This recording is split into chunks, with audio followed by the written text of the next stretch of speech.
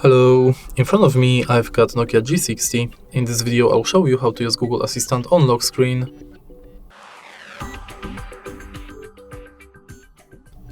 In the beginning, let's enter a Google app. Tap button in the top right corner and go to Settings. Enter Google Assistant, go to Voice Match and enable OK Google function. Tap Next, Agree and say, OK Google, what's the weather tomorrow? OK Google, remind me to water my plants every Monday. Hey Google, make a call.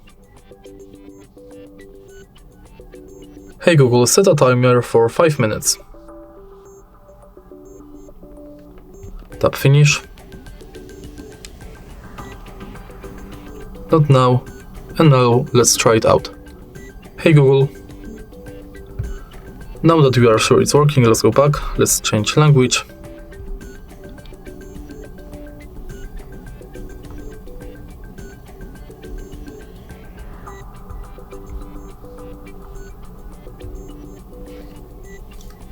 Enter lock screen and make sure that this function is enabled.